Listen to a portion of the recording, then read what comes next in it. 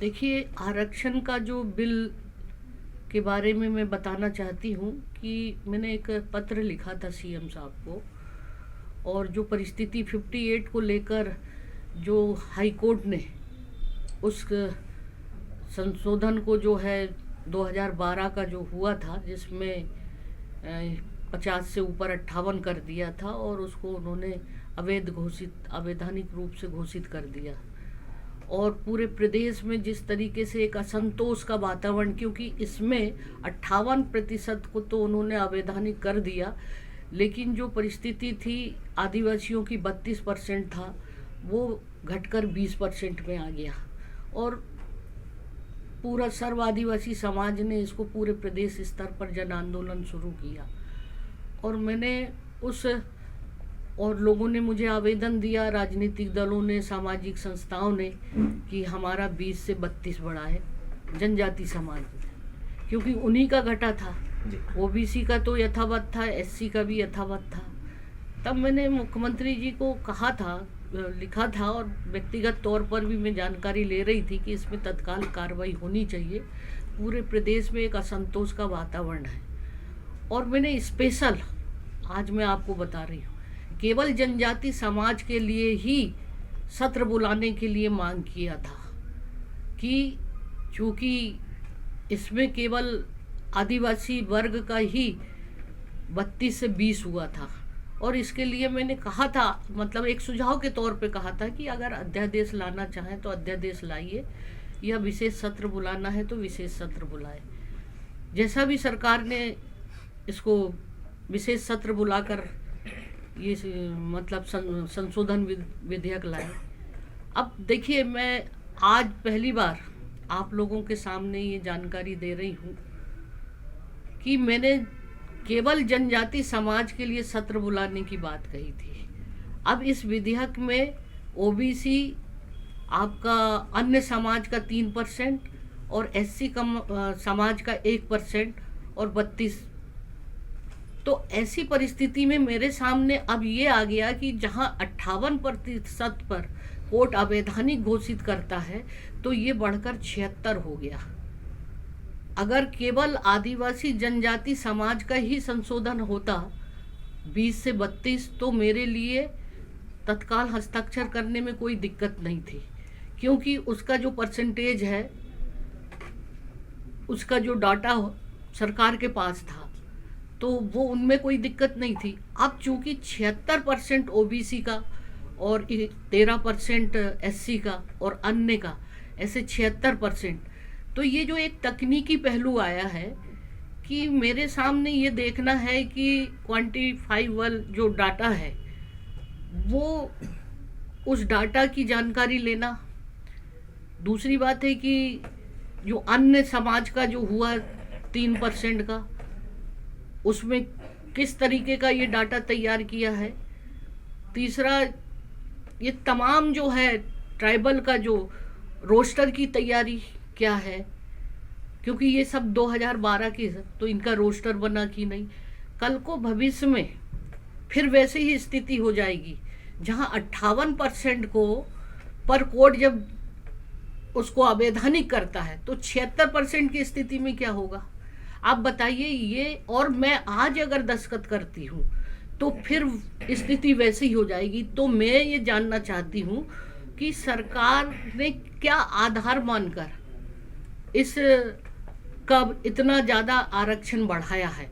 और ऐसी परिस्थिति में अगर मामला फिर उलझ जाएगा तो ना एससी को फ़ायदा होगा और ना ही इसमें ओबीसी को या जनरल को, ना एसटी को।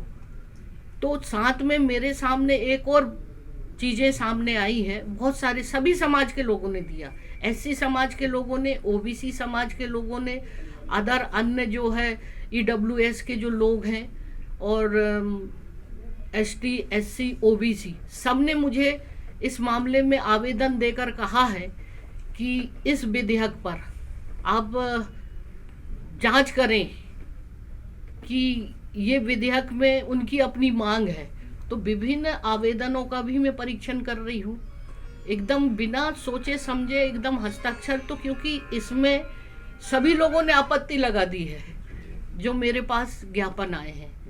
तो मैं वो सब चीज़ें देख रही हूँ और वो तमाम चीज़ों से मैं संतुष्ट हो जाऊँ, क्योंकि ये मामला अब बहुत बड़ा हो गया है।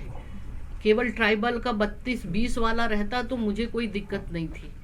तो इसी कारण ये विधेयक को अभी मैं हस्ताक्षर नहीं कर, संतुष्ट का सवाल नहीं है। बात ये है कि इनका भला, उनका साथ जस्टिस हो, किसी तरह की कोई प्रॉब्लम ना आए, क्योंकि ये मामला कोर्ट में जाएगा। तो सरकार की क्या तैयारी होनी चाहिए, फिर वैसी स्थिति अगर हो जाए और वहाँ पर जो हाई कोर्ट ने जो निरस्त किया है, उन पहलुओं को भी हम देख रहे हैं कि उन्होंने पहले ही कहा था कि आपके पास क्या डाटा है, किस आधार पर आपने 2012 में आपने ओबीसी को बढ़ाया और किस आधार पर एससी को कम किया और किस आधार पर एसटी को बढ़ाया। और फिर दूसरी बात है कि जो प्रशासनिक सेवाओं में जो है भर्ती नियम के तहत, उसके लिए आपका जो आंकड़े, जो डाटा उन्होंने टेबल बनाया था, उसमें जो पदों की क्या स्थिति है, स्टेटस, और अगर कम है तो किस कारण हो, ये तमाम पहलुओं को जो है हाई कोर्ट का भी जजमेंट को भी हमको ध्यान में रखते हुए ये सरकार के सामने ये सारी चीज़ों की मैं जानकारी इकट्ठी कर रही हूँ, क्योंकि ये मामला बहुत बड़ा हो गया है। आप इस बात को मान रहे हैं ना, समझ रहे हैं ना मेरी बात को? तो मैडम ऐसे में सवाल होता है कि अगर इसमें ये परिस्थिति रहे कि एक समाज के कल्याण के चक्कर में दूसरे समाज का अगर अहित होता दिख रहा है, तो ये बिल आप फिर से सरकार को वापस भेज सकते हैं? नहीं, इसमें अहित किसका हो रहा है भाई? इसमें जो जजमेंट था पहले 58% था, एससी का तो यथावत था ही, ओबीसी का यथावत था, केवल 32 से 20% आया। तो पूरे प्रदेश में ट्राइबलों ने तो आंदोलन किया था ना, उनकी मांग थी जो, तो या तो मतलब जो भी कुछ इसमें आपने संशोधन जैसा भी लाए हैं, जब 58% के ऊपर अवैधानिक घोषित हो रहा है तो 76% पे क्या कर सकेगी सरकार, ये मेरा प्रश्न है। आप खुद सोचिए ना।